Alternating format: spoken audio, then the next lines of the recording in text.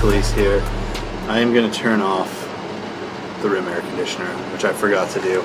So pardon me, it gets noisy. Anyways, super hot here in Redding. So I have bass on my mind. And big trout, so tonight we're going to be tying some super fun patterns. Turn the phone off so Matt Evers can't just blow me up, and see how it goes. Alright, hope you guys are getting out, getting some good weather for fishing. Lots of children noise, apologize. They're being bathed, you'd think they're being killed.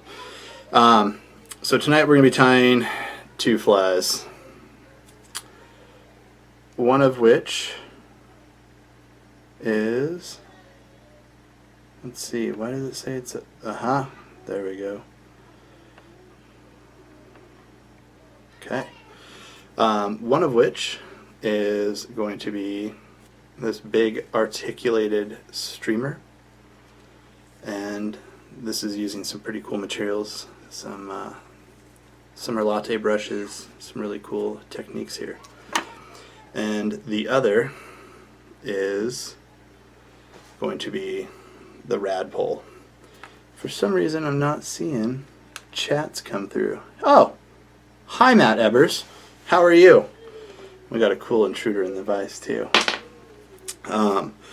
So yeah, kind of some cool warm water patterns that you can actually use for trout. Believe it or not, there's frogs in trout streams.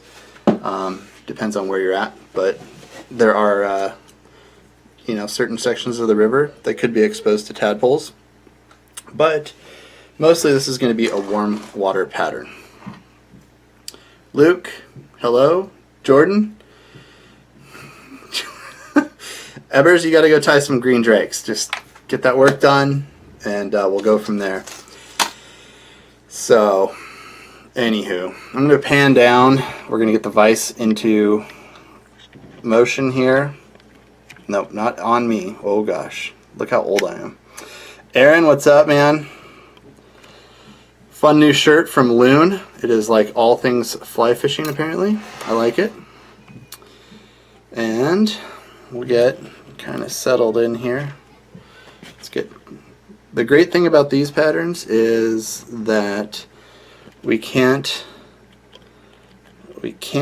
get, there we go, that'll be centered. We can't get too close. It's going to be really big. I think I have them covered. So tonight we are starting off in the vise with the Attitude streamer. We'll get it to focus in here in a second. There we go. This is a 1/0, and that's what I'm going to be using for the Rad Pole. The Rad Pole's been something that I've been playing with for a while, and it just kind of continues to evolve like most fly patterns do. So it's pretty cool. It sounds like a new fly. It kind of is. It's new. It's got a new material. Oops. So I'm loading up my 50 denier GSP. If I can get it through there. What we'll do is we'll just start by wrapping in a little body here.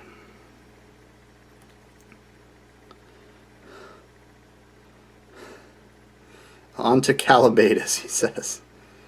You guys should be getting ready for like the hex hatch, I believe, right?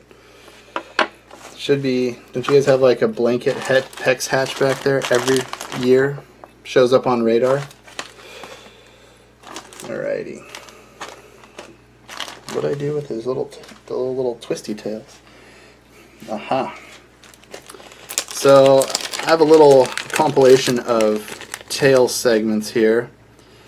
I've been tying them with one of 2 versions. This is the spiky slow roller tail. It's pretty cool. They also make a smooth model, so I think I'm going to tie with this one tonight, so you can see it's very wiggly. Aha, there you go.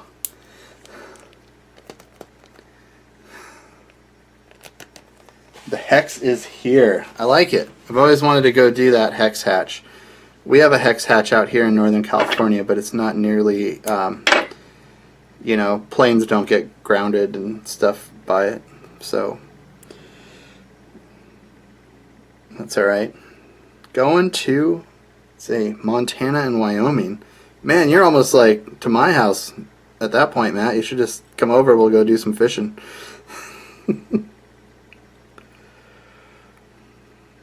Alright, so I like to get these tails very well secured in. You can glue them if you want. Not radar worthy yet. Perfect. And I'm going to zoom this out a bit just because it's going to be a big fly. So let's see if I can get this to focus in here. Perfect. I honestly think that the background shirt, I'm going to do a shirt swap, is kind of messing up. There we go. Ha! Super smart on that one. Background logos were messing up the transmission there a little bit. So this is what we're going to be creating the body out of. And this is Blaine Chocolate's body wrap in brown. And if you guys haven't played with this, this is what they're creating game changers out of. It's a really cool material. So it comes and it's double-sided and has flash and it's pre-dyed. It doesn't mean you can't color it. Terry, hello. How's it going? Good evening. Welcome.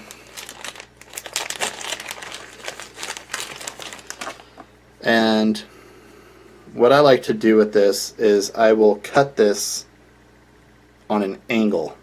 It's not a huge angle because there's not a lot of distance to work with, but I'll try to taper it just so it typically ends up almost being half, except for at the ends where you're building. I'll show you what I'm talking about here. Perfect. So you can see when I cut this, it gets a little bit shorter out at the end here. And what I like to do, just to make this a little bit easier, is I'll go ahead and put a good stretch on it. Makes it easier for me to work with. Oh man, I got foiled last night. I was supposed to go fishing and it was all overcast and beautiful and cloudy, and then all this water started coming out of the sky in Northern California, and I was a little bit shocked. So I got to go look for a washer and dryer. That's always fun, right? But doesn't mean I'm not going to go tonight after the live stream. So next up for some keeling, like a keel weight, I'm going to use a rib tungsten scud / shrimp body, which they're not the greatest in my opinion for scuds / shrimps, but they work great for this application. They make a very heavy scud, but they work excellent for keeling really large flies that you want to ride in a certain manner.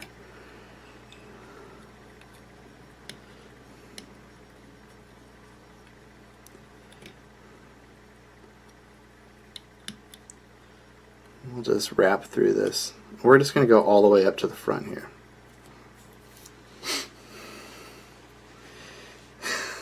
Very nice, Terry. I like it. I've been swinging a little 3-weight glass out here many evenings recently with PMDs and caddis and some of the riffles as they're emerging, and it has been absolutely a blast. So all we're going to do is wrap this body material as tight as humanly possible. We basically want it to stick, or stand right on top of itself. We'll gain a little bit of bulk once we get onto the scud weight. Yes, absolutely, Aaron. They are definitely, it adds texture when they eat it, and it invokes a better bite response. It's very pleasurable.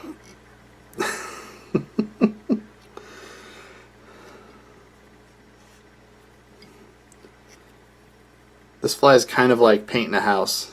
It's all of the work is in the end details. Oh, wait, that's totally opposite of painting a house.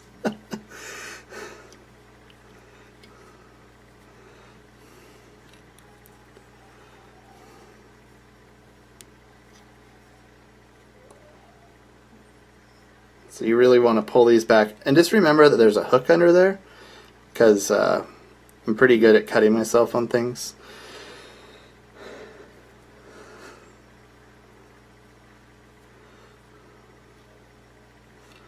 Oh, I got the joke. I'm just trying to stay politically correct, Evers, and behave.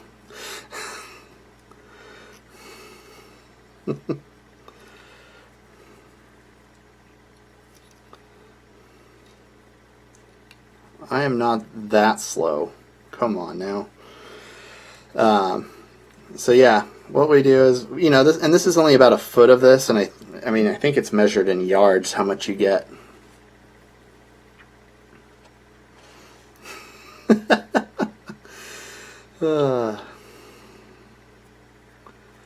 Just well behaved.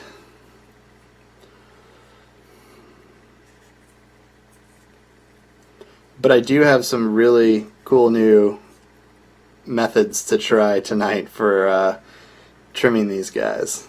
I think you guys will enjoy it,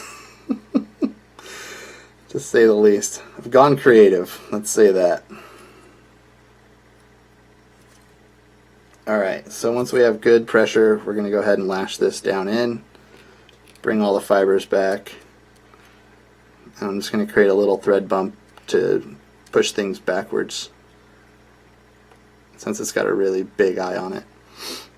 And now we'll go ahead and get that out of there, since it'll get trimmed up anyways. I didn't get my joke. It's because you were sniffing paint all day.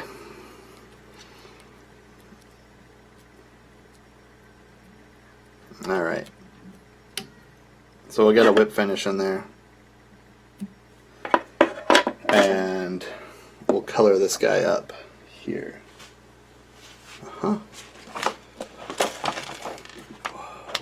Trouble. Doesn't need to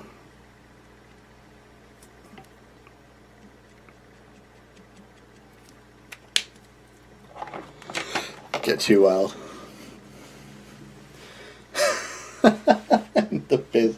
We call it huffing. Right. Nice. Alright, so this is just some fluorescing or flow. It won't matter either way you go about it. And a light. So then we'll just hit it with it and cure it.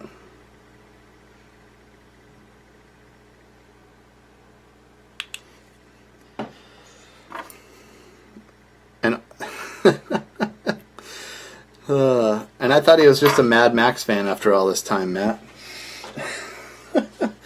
Alright, so this is a crazy idea, but this is the blend your own dubbing tool. But when you properly work it just very slightly, you can use the smaller one. I just happened to grab this one first, and I thought it would be more fun. But this thing is absolutely the best machine in the industry for fluffing this beast out. It's like,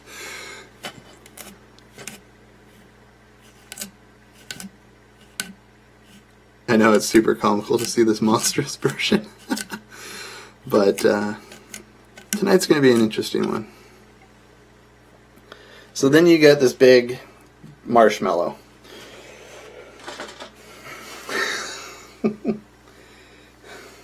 Nice kitty, exactly.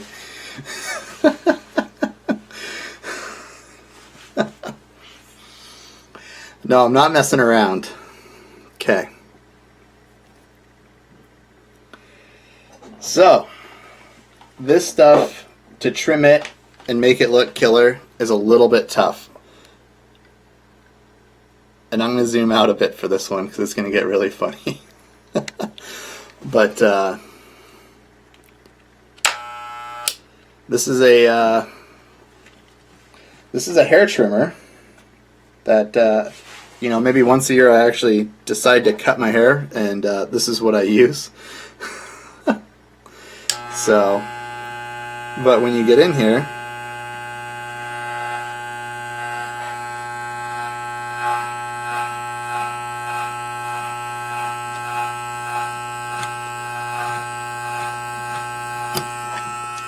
that one doesn't work as good as my crappy beard one.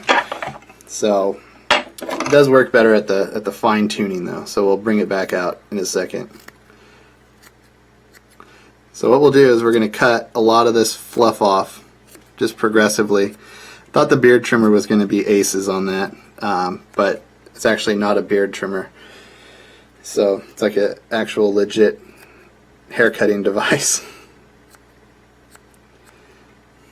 So typically I use a lot of scissors, and this is a Bend-A-Blade, but the Bend-A-Blade actually does a pretty good job too, just working through all of this. Absolutely, yeah, you know, you gotta keep the chest aerodynamic, because I wear my guide shirt, you know, unbuttoned out to about here with my gold chains mat, and it you know, it's how you get the good tips when you're guiding.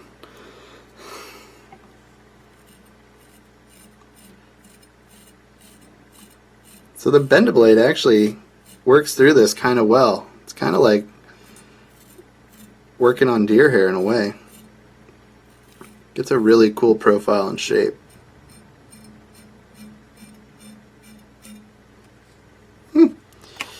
Pretty interesting.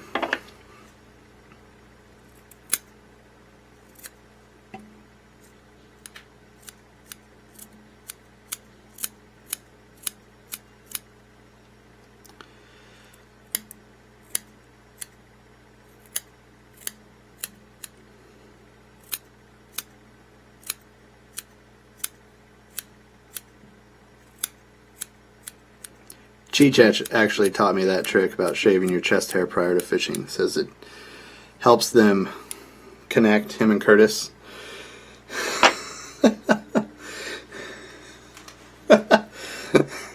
Hey Luke, how's it going? So,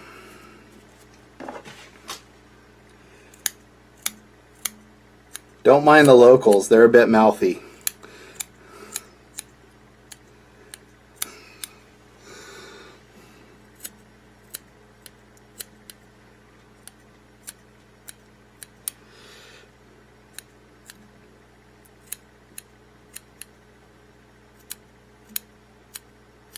So that's a lot of trimming, you know, to be honest. You got to do a lot of trim work, but it's worth it. So once you get kind of a cool looking shape, and the next evolution in this is, whoops, come back.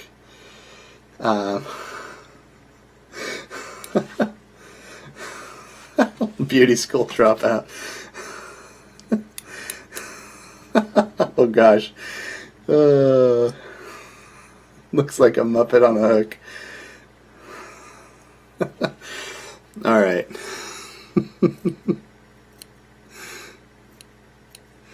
So once you get this guy all kind of detail oriented, so we have the weight down here on the bottom, and so it's going to keel that direction. But we're going to bring in just do some marker work here.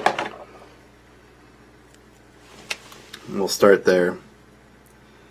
So the other big option that I do with these is you can run. So as your tadpole hatch progresses,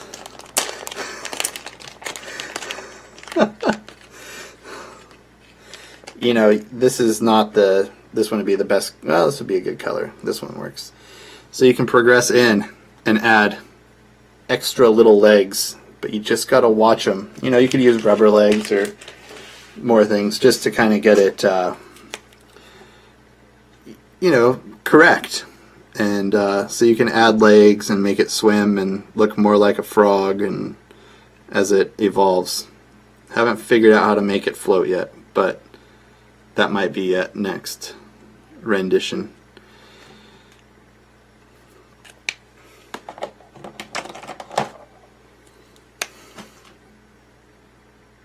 Hey Mark, how's it going?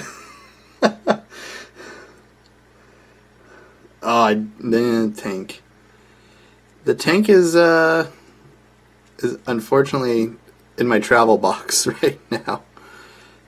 From getting back from some stuff. I'm going to add a little olive as well. So I don't have the tank set up, but I'll save these. We'll swim them the next round. Except for the next round's going to be a ways away because I'm going on vacation.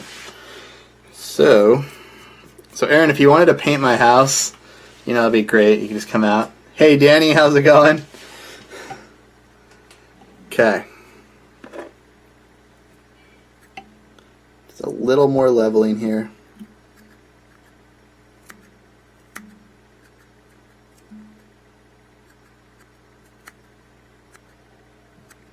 So it'll scoot up off the bottom if needed. And next up, I'm gonna turn our light on, and I just come back just a bit and drop some UV flow in where we want the eyes. And you just want it to saturate just a touch so it can get absorbed in there. Also, it's going to create a base for when we do put in the eyes. So I'm using like a 2 or a 3 mil eye, so you can see they're very small. And we'll just end up setting them in there for the time being.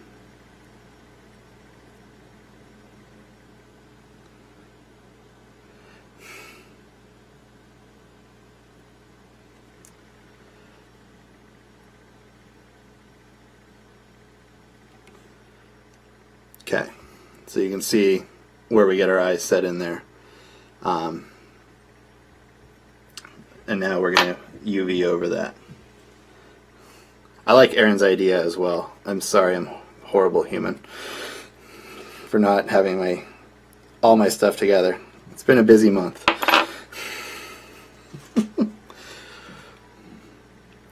So I'm going to take thin and just do a dollop over the top of the first eye. You know, create a little bubble and just make sure the eye is positioned kind of where we want it to be, and go ahead and cure it.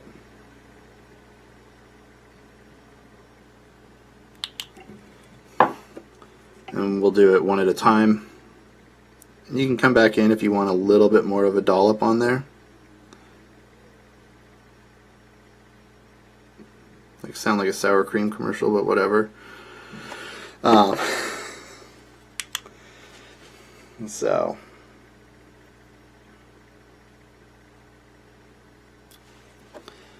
and just a little bit more, just to make sure everything's bound in there super well.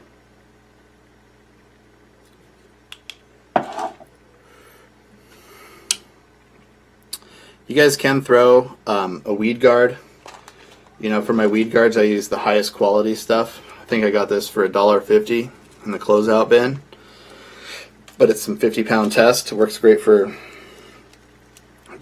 doing whatever you may need. So that there is the Rad Pole.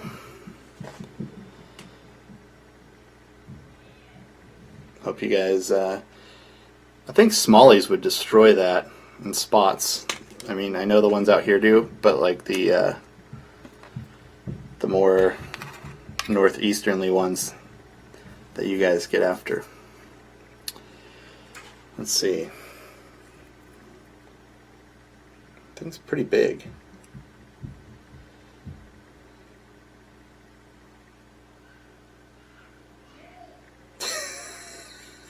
A lot of beer, and I work from 10 to 2. I have access to beer. We can get that going for you.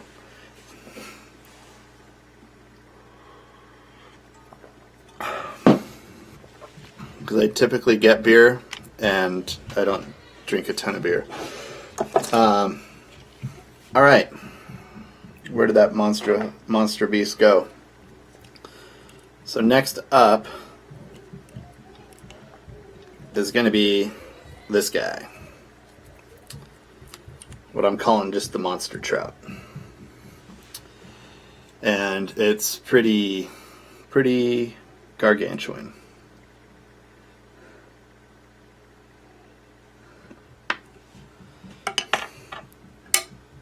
I will send you some, Mr. Evers. So the monster trout, we're going to do, it's kind of a longer pattern, but the fins are airbrushed and stabilized with flow. I'm going to show you guys how to do that. It is triple articulated. I'm seeking sponsorship from Enrico Pugliese after this one, because it does just use a ton of his brush products, which isn't a bad thing. They're great brushes. Double hooks. I don't go for the third hook. It's not my style. Doubles is enough. Doubles is dirty enough for me. And yeah, so we'll break this down. But the first segment is going to be a little bit different, and we are going to teach you. I'm going to do a little airbrush and fin manufacturing process here. So you have to have a really good, the bag is the key to the fin process.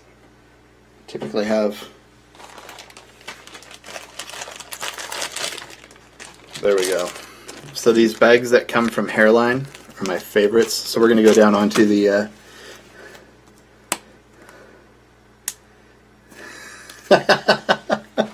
yeah, you're going to need a beer. This is a beer-worthy, possibly popcorn worthy section here. Okay. Hey, I can see, and it looks kind of normal. So any mallard flank will do, but you want to select the right style feathers. So kind of picked out some that I liked. You want them to have decent symmetry to the feather, so you're really going to go through, this whole bag and just kind of pick the winners. The ones that don't make the cut, that you turn them into antenna, stuff like that. So I'm just looking for kind of matchy-match pairs. Those two, as you can see, are very close to each other.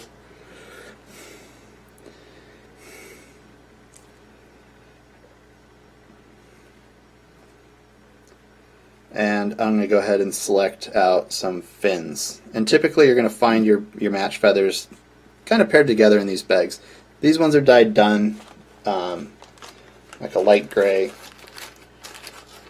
think I dyed them a long time ago. The next secret is, once you have your fin shape size, you're going to go ahead and just peel everything back.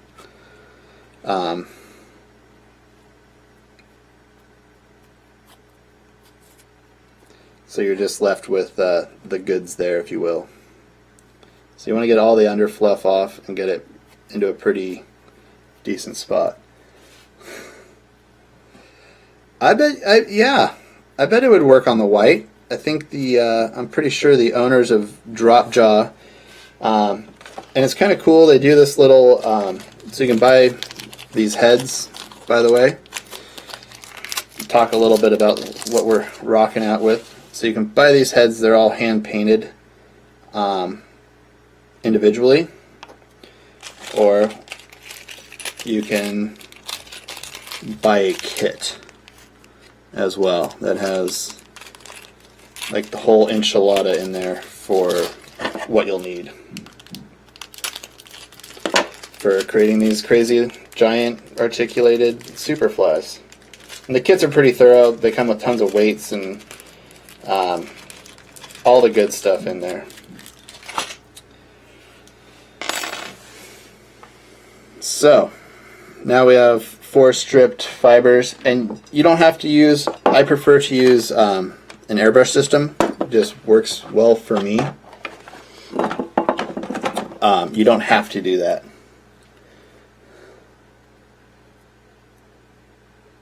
What do I cast with that? Or what do I cast that with? Figuring you can use like a 9 or a 10. Kind of a striper stick, if you will. So I'm going to start. This is just a light camel colored Copic marker, and you just want to hit the feathers front and back, and so technically, I mean, you can start with any color that you want, but this is just my methodology behind it. It's going to get on your hands. You can wear gloves if you don't like getting dirty. And then I set those guys aside, and I'm going to bring in our pectoral fins. Why such a... So you can see too, if you don't have an airbrush and you just buy the Copic markers, you can brush too. I just find that the airbrush situation dries a little bit faster for me.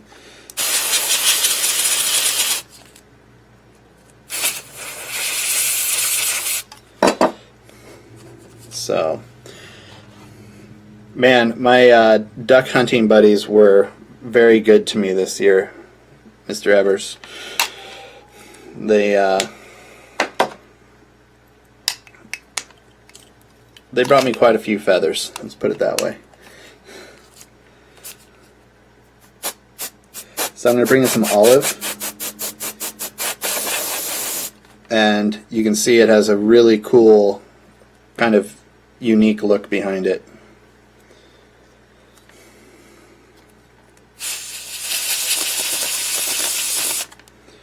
So you can see it has variation in it, which I think is pretty important. And the non-exposed side is typically where I want to airbrush.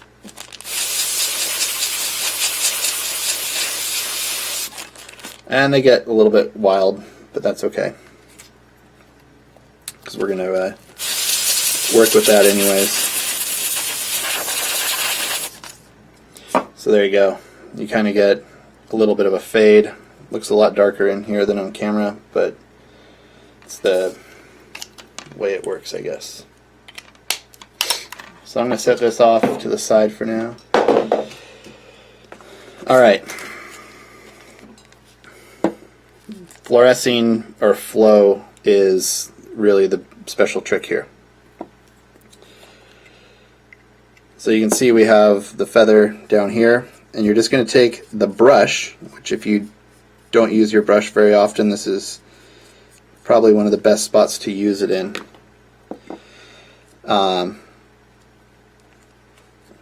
And I'm just going to go ahead and brush, and as you're brushing out, you're going to see that the feather will start to kind of equally spread out and create a torn up looking fin. Now I like to drag it just a little bit, and you're going to be left with this cool gummy UV fin, and you're just going to go ahead and zap it front and back. So with the natural feather, they're going to scoop and become rubberized. So it's going to go back to its original shape, and that's going to give you like a little bit of a kick. So you can see you kind of get these really cool looking feathers. So up next, and that's our pectoral fins, and we'll also do the same thing with our tail feather or tail fin feathers.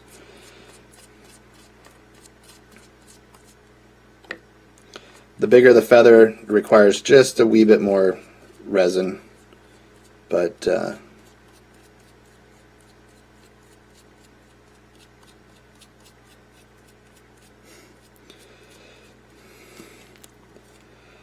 and if you want it to spread out, like as you're doing it, and you want it to maintain a very specific shape, as you see, like you can bring it in and it'll get very teardrop-esque.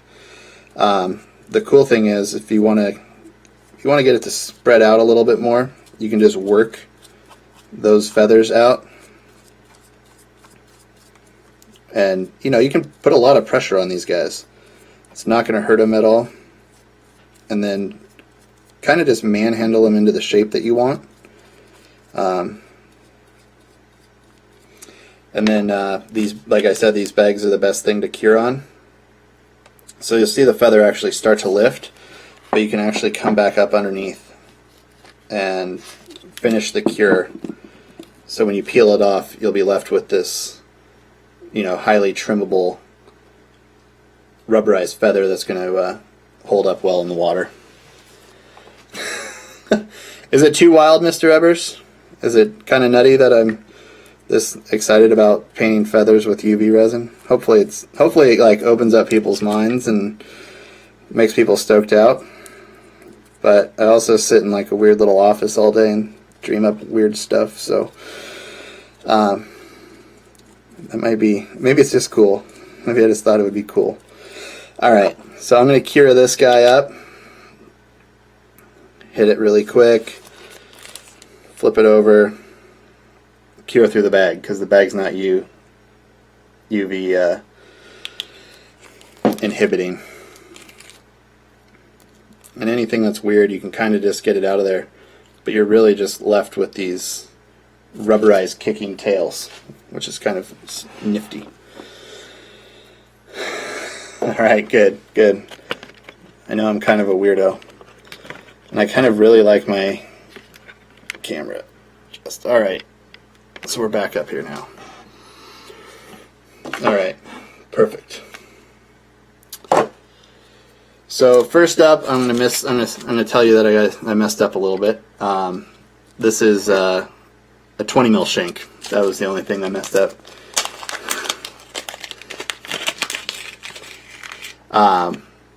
And I like to use the 20 mil for the tail segment, and that's just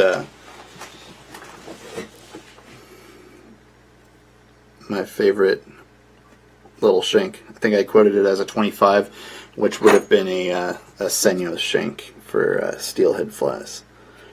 Probably work really well to use one of his cool new little micro tail things, or micro shanks. That probably would have worked really well. Alright, so it goes a lot faster from here, I promise you that. That's out of the way. That. And this. Perfect. Alright. So I'm going to take... You don't have to do this step. I like to do it. This is Ice Dub Light Olive. It's ICE 212. And this is going to just be a separating agent for... it's kind of like how steelhead intruders have a little dubbing bump. So I'll just leave this in there as a bump, and I'll grab one of our tail sections and I'll run it down the far side. I like to make sure these get really well secured in. And I'll grab the other guy and put it, so if we're looking down the front of the fly, it'd be about 9 3 would be the technical side of things there. And I'm just going to double back over just so there's no chance or opportunity for these to pop out. Not an SPF 50 the bag. No. That'd be awesome though. So a cool trick to make these swim a little bit better is I'm going to take some thin down in here at the base.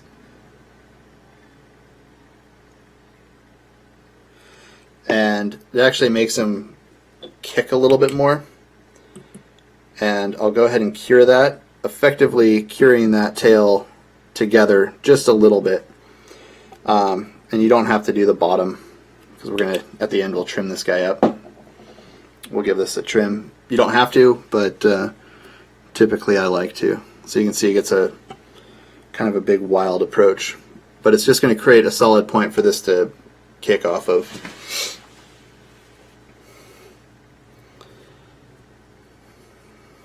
So we're just going to take a brush in white. And it can be summer lattes. You could use Senyo's chromatic brushes for these applications. Any of the ones that incorporate flash with the Arctic fox seems to work really well for me. And I'm just going to go ahead and get this ready for a palmering like you would a hackle.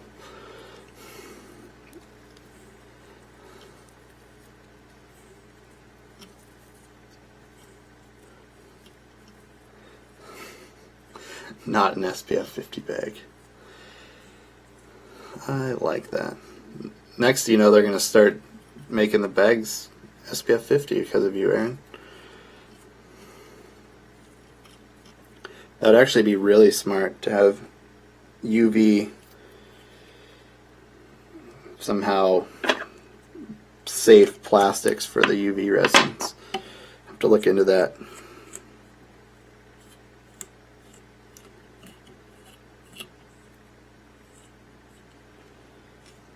So we'll go ahead and trim, and then I just want to come in down the sides and just trim it a bit on the short to give it a flatter body, at least back here in the back.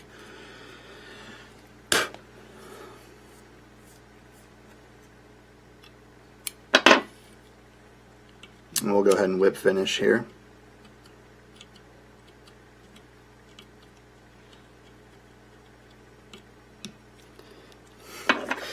Thanks, Danny. Okay, so some flow or fluorescing in here, and drop a good amount of it around the front of this to ensure that it's just going to stand up and be strong.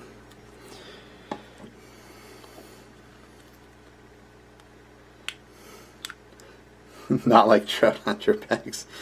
I don't know if I ever remember a trout hunter bag. Maybe I do. Are they like lunch bag style? Like that kind of a material?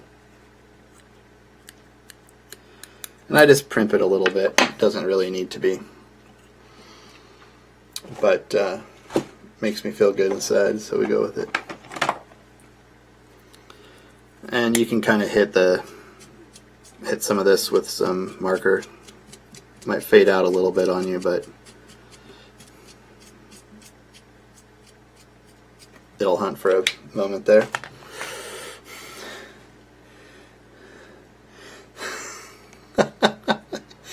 Aaron's gonna have to get his royalties. Alright, so at this point what I'm gonna do is I kinda like to do this in one swoop, but I cut in and back out just to make sort of a beat up, thrashed, stalker looking tail. So our tail becomes a little bit shorter there. Next up is 2/0 Universal Predator.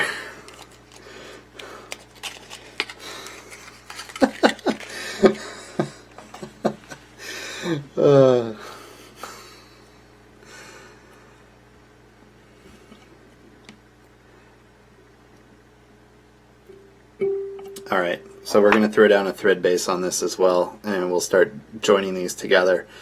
You don't have to use a ton of super strong wire for the tail segment. There's not a hook, and we're not holding with that. You know, holding a fish on, like, so the strength is not really an issue of this, but we're still going to use Senyo's intruder wire. I am currently limited to purple.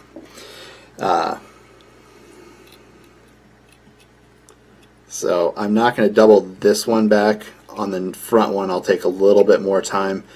I don't think this is ever going to pull out no matter what you do to it once we get it in there. So it's not a huge ordeal.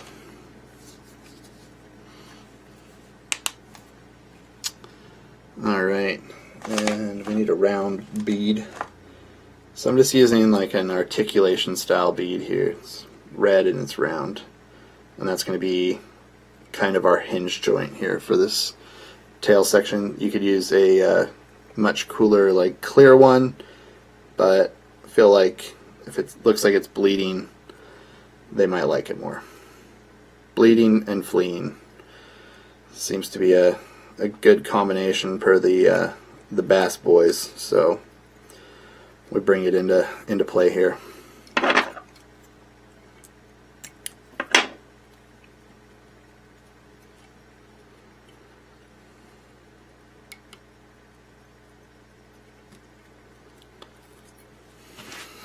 Alrighty.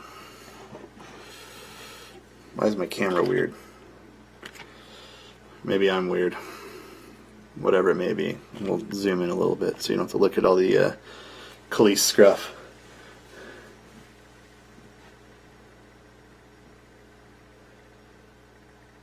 Oh, okay. Yeah. You're right. Trout Hunter tippet. There's also Trout Hunter materials, so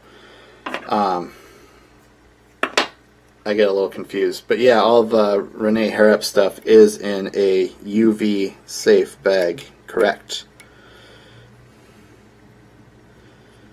Okay, so this is... So I like to measure this guy up a bit here. We're going to go ahead and cut that. It takes 2 of these short segments here to get the olive mohawk in proper position. And it's better to have just a little extra than too little. So next up, what we're going to take is a EP Summer Lattes brush in a white, has a UV base to it. Blood is good. Yes, sir. So I'm going to go ahead and tie that guy in there. And next up, for an extra little bit, this is a bundle of UV polar chenille in a white. And I'm going to tie that in there too.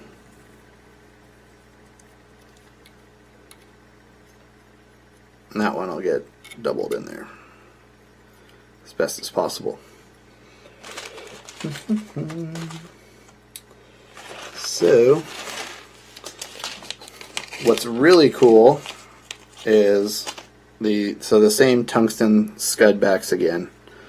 I greatly enjoy these things, and you can actually counterbalance your flies. You know, you could stack more of them back in the tail section or however you would like to, but I'm just going to secure it in there with some flow. It'll sink down in there and become more solid. I prefer Rio. I like it. It's all good. It just matters. It's all about your drag setting. I've been using a lot of the new the Airflow G5 tippet, and it doesn't break, which I like, because then clients land fish and I land fish and my 4-year-old lands fish. So I'm currently on a pretty big Airflow G5 tippet kick. It's been pretty good for the strength to horsepower ratio, if you will.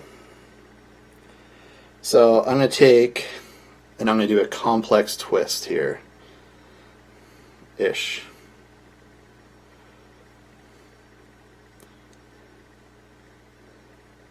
All right, Danny, I like it.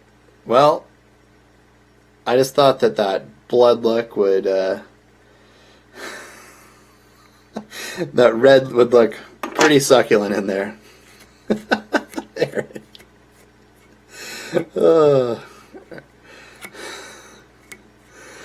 Oh man. Yes, Aaron. Well, you're not gonna. It won't work out for what you're thinking, Aaron. Sorry. So I'll just take my bodkin and pick through this really well.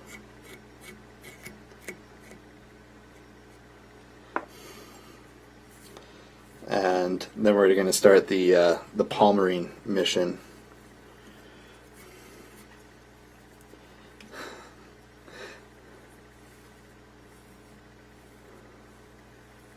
Okay, some 7-strand. I like it. From what I've found, the higher number of strands that you have, the more flexible and knottable it becomes. So I got into some weird 49-strand stuff and some 19-strand, but yeah, that 7-strand stuff is absolutely strong. I can't doubt that, because I know guys are catching really big fish on that stuff, like in the saltwater. I think a lot of that 7-strand is used for salt applications. So I'm going to leave a little bit of space by design up front here. I'll get rid of my favorite tweezer thing. And then I'll double everything back over. It's not too much space though. And again, we're going to go, there are no kids here. Hey, there have been kids, and they said that you offended them. And they were scared to come back. Like you were a schoolyard bully, Aaron.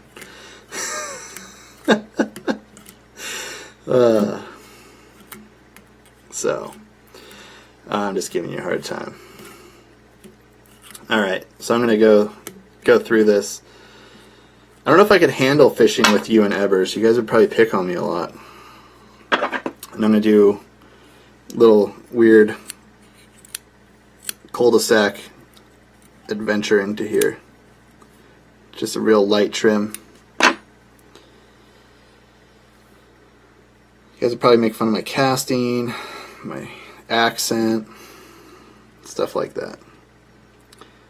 And I'm going to pull the first one forward. And I like to keep it parted until we get the next one up in here as well.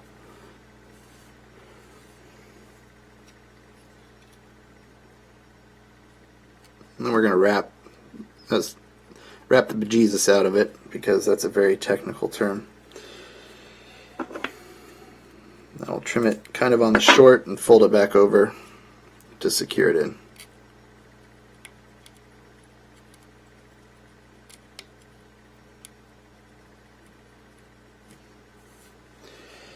And that is the easy way to do a two-tone body without a lot of specialty work. Whoops. Huh?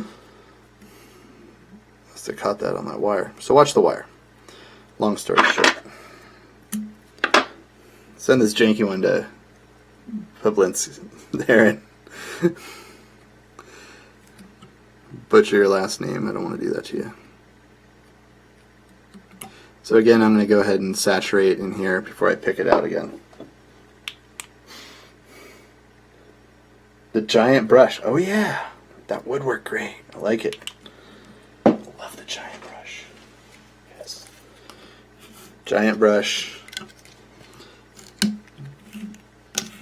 It's a little too big, actually. It was comical the first time, now it's just intimidating.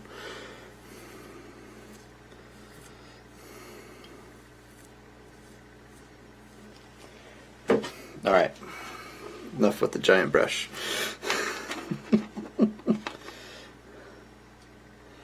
I could handle it.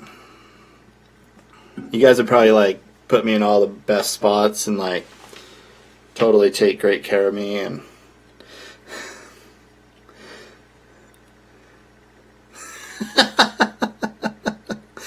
I like it. Our personal photographer. I have been noticing, you know, on your social site, you had some really high quality shots there, Aaron. Is that Ebbers at work?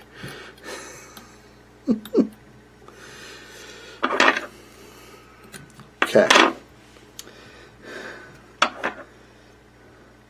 It gets their attention. Very true. Very true, Danny.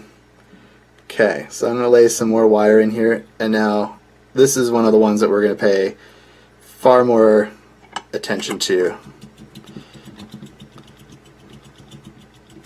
So I'm going to wrap just a ton of it up just for the initial section here,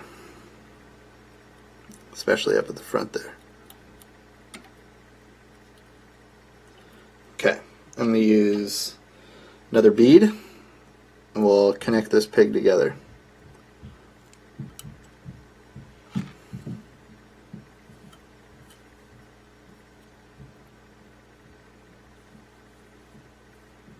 And you can use double beads, it just depends on what sort of aesthetic you're looking for.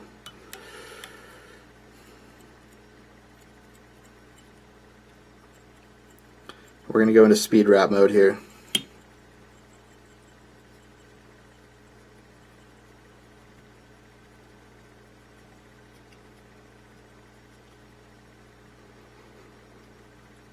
I'm going to leave a little room up front. I don't want to crowd the head. Now we'll fold these guys back. And again, super solid wraps.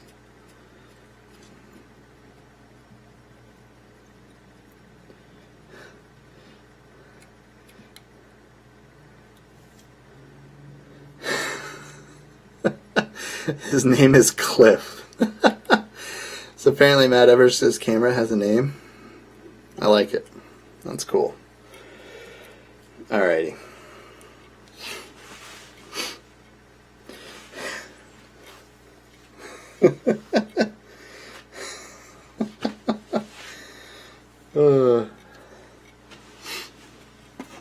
Okay, so we're going to have our pectoral fins dialed in here.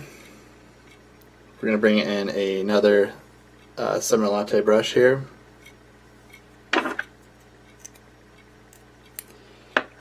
In olive and in white. We'll see if this little chunk it's going to be enough to pull over. So we're going to do, again, doubles here.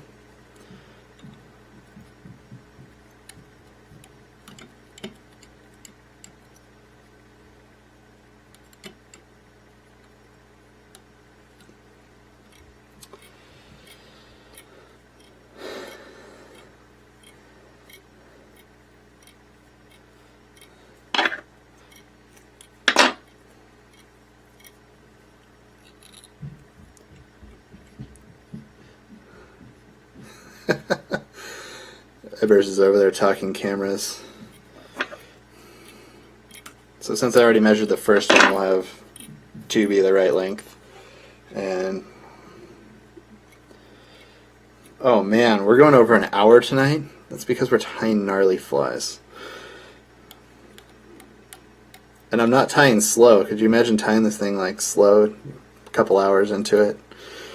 But it would look good when you're done. Hopefully this one looks okay. We'll see.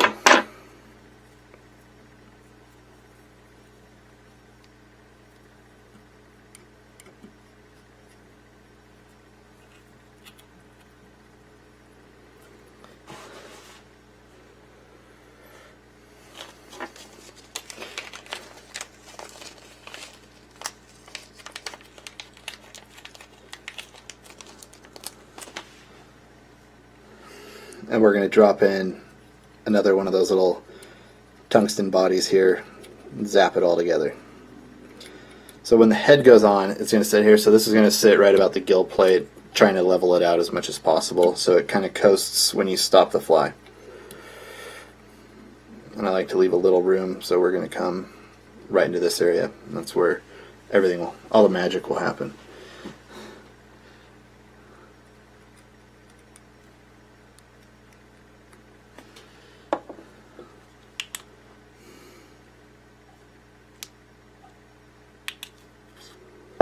Alright, so we'll complex twist this guy back up one more time.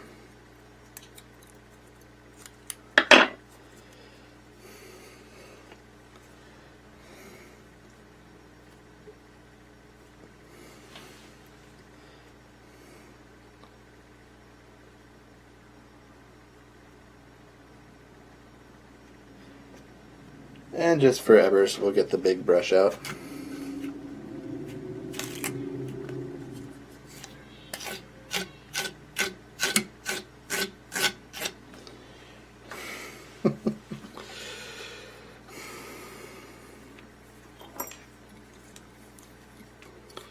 And we'll go ahead and palmer in this body here.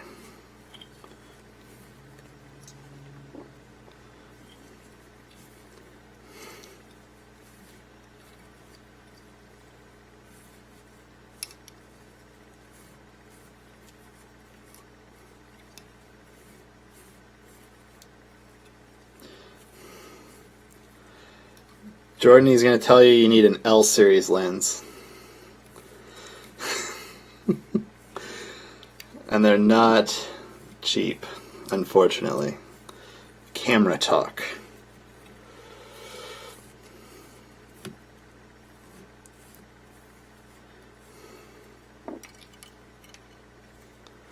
So we'll go ahead and wrap up. We'll stop. Take a few off, actually. Watching Mr. Evers give instructional camera tutorials. Forgot to throw in my fins there. Alright, so I'm going to throw the fins in right at the front of that weight, that keel weight, and again at the 9 and 3 o'clock.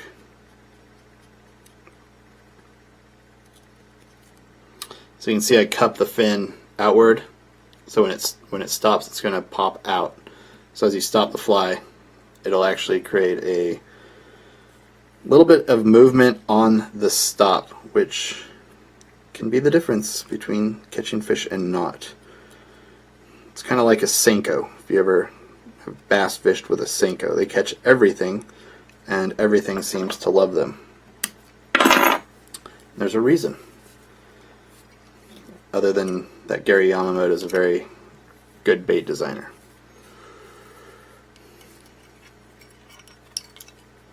So we'll get this wrapped in here. Just a few more turns. Big brush. Alright, cool.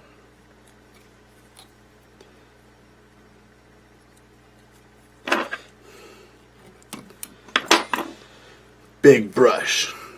Absolutely. It's like a monster truck rally. Big brush. Sunday, Sunday, Sunday. So we're going to go ahead and pick this guy out just a bit. And on the front, I don't want to really thin it out too much, so I'm just going to fold it over to the side here.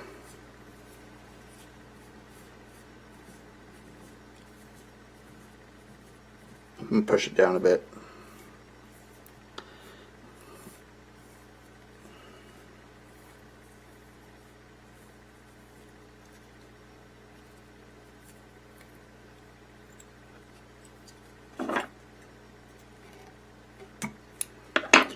Trim.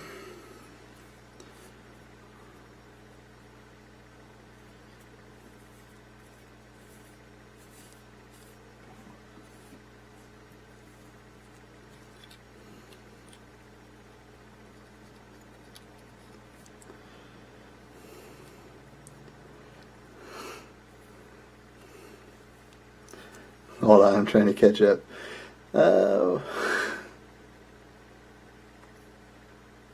Yeah, the cone head.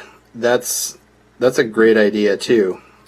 This kind of becomes, this is like a really fancy high flutinous cone head ever that we're using tonight. So I'm going to take the back side of my scissors and just make sure everything's kind of smashed, and then we'll secure it in place. I'm just building a little ramp for that head to sit into.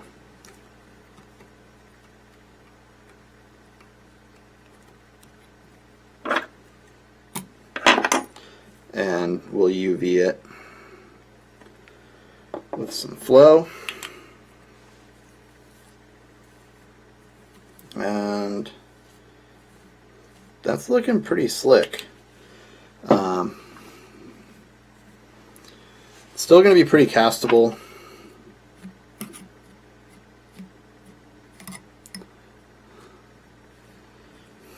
what I want to do is kind of come in front here and accentuate the fins. So I'm going to trim off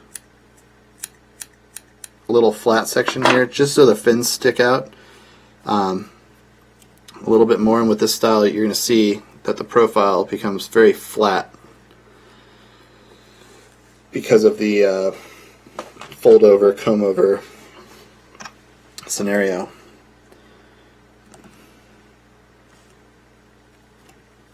These are a tight fit, but they get on there.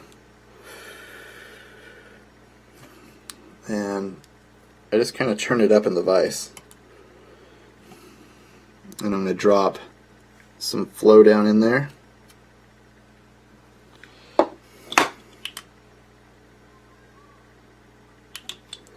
In variable ways and layers.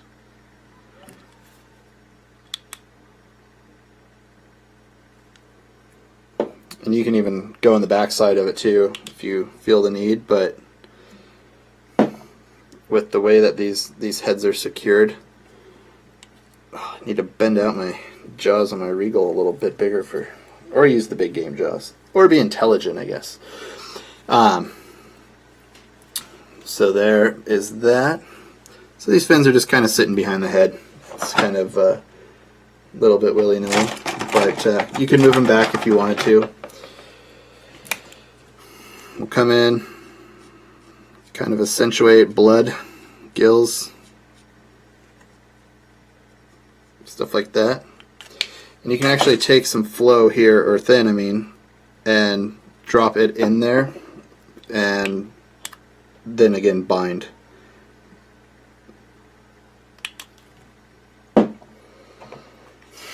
Uh-oh. I need a big brush. Dude, you totally need a big brush.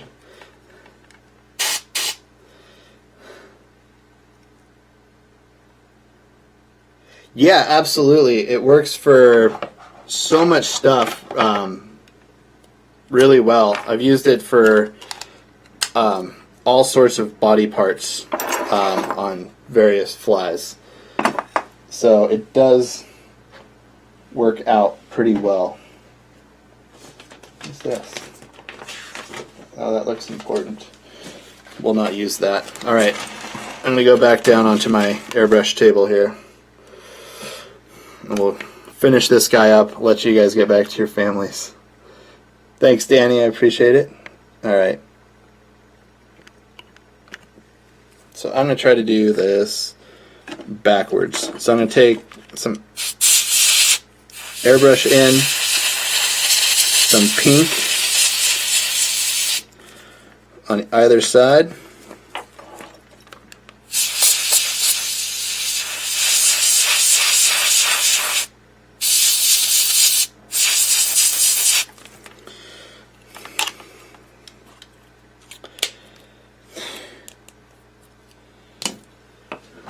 And then we'll pop in with some little black bars.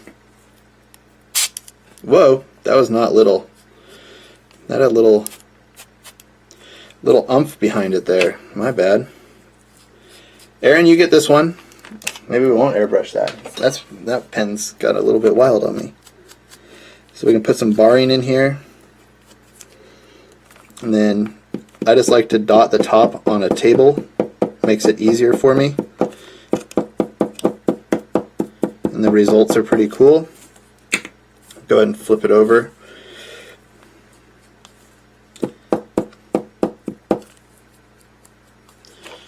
And there you go.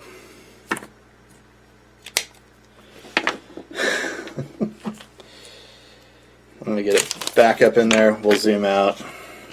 Do some matte face stuff. Oh boy, should have shaved. No, I don't fly, buddy. Matt Calise does not dig the flying. So I'm not going tropical or anything like that. I'm going to Seattle.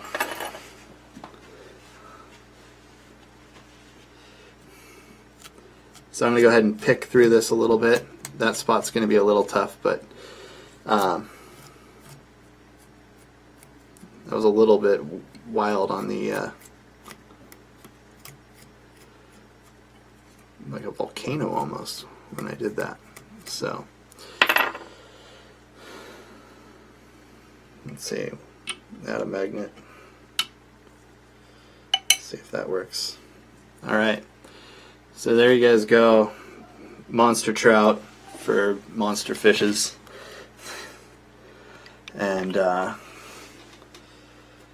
yes, I will be fishing in the Sound coming up in a few weeks. Only the Sound, and only for cutthroat, because if you know, Washington unfortunately has a some pretty weird regs going on this year. I really haven't been up on it a ton. I don't want to speak about things that I don't really know completely, but I know a lot of their fisheries are shut down right now. Coho have been shut down, and I know that they're working to bring their sport fishing season back going. So, but cutthroat has not been messed with, so that's positive for me, because I'm going to be throwing little tiny flies on 5 weights. Probably, maybe Bob's pattern for some cutthroat. Some sand lances, stuff like that, sand shrimp, so it should be fun. Hairspray it. Yeah, I need some hairspray. I like it. Good call. So, as always, I appreciate you guys watching, checking it out. I don't have a calendar in front of me, but I can. Let's see here. We'll check it out and see what's going on. So in July, we pretty much land. So we're going to have the first weekend will be off in July, because I will be in Washington from the 2nd till the 13th, I think, around there somewhere, or away. So we'll come back on the 21st of July, and I'm going to bring it back into trout patterns, maybe some more basic stuff, and enjoy that.